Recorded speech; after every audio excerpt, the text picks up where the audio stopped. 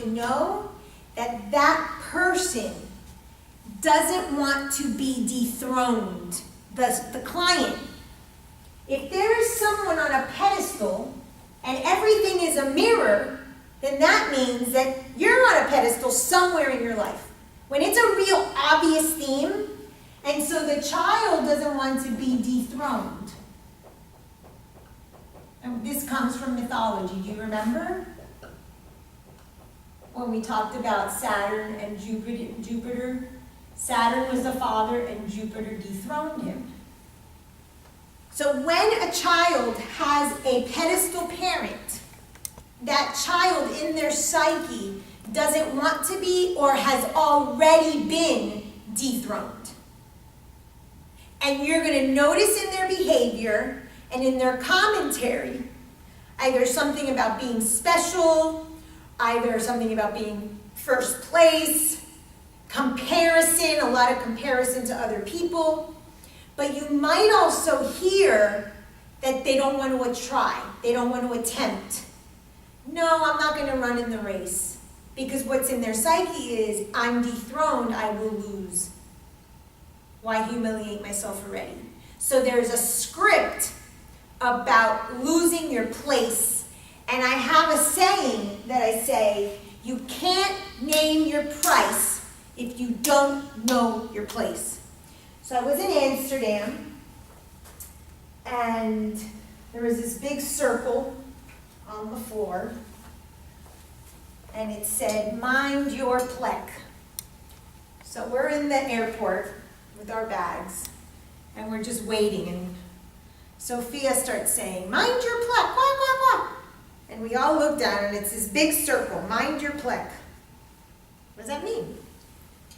So we went to go visit a friend of ours that lived about 30 minutes outside of Amsterdam, and we were at dinner, and I said, hey, what does plek mean? And she goes, wow, that's a pretty harsh word. And I said, really? She goes, yeah, it's kind of like mind your place. But mind your place is like, that's not your place. Not like, oh, that's my chair. But your place in the world, your place in society, that you behave appropriate. And I said, that's weird for that to be at the airport. And she's like, oh, at the airport it probably means mind your belongings. I said, oh, okay. Well, I thought about it as I take nothing for granted. And I was like, mind your place. If you don't know your place, and we've talked about this with family constellations, then you're always going to be looking for your place. And so one of the things I discover a lot with clients, especially people that want to get into this field, is they don't know what to charge. It's almost like they shouldn't charge, they feel guilty. That's all the savior servitude complex that we have when we're drawn to this field. And so I said, well, you can't name your price if you don't know your place. So in order to name your price, you must know your place. And you have to know who you are, where you belong, what your strengths, what your weaknesses. That's part of minding your belongings, minding to yourself, minding to your things. And in family constellations, if we have mother and father and child, and dad, like in this example, is Disney dad, and he's gone, well, all of a sudden, Charlie and mom are married. Charlie no longer moves up here. Down here, Charlie goes here and becomes married to mom here. And then where's Charlie's place? He never knows it. He spends too much time trying to fill the shoes or the unmet needs of mom, that she needs a husband, a companion, someone to water the garden, whatever, and his space becomes empty, null, and void. This is called being dethroned. When you don't have a place, you are dethroned by that parent who left, or you allied with one parent and you took that parent's place. Your true essence, your true place is never established. And it takes work to go back to where you're supposed to be. Last night I was talking to a client. She lives in New York with a couple of roommates. And one of the roommates was being kind of snippy with her. So she's like, I don't understand, what did I do wrong? And then she's like, and she yelled at me, and she's like, why aren't you cleaning up after yourself? And then the client says to me, I have cleaned here more than any of the other girls. And there's like 6 girls in this apartment. And I said, incorrect. She goes, well, I just don't like to live in a gross place. I said, you need to mark off your space, and you have to do your thing. I said, you do not clean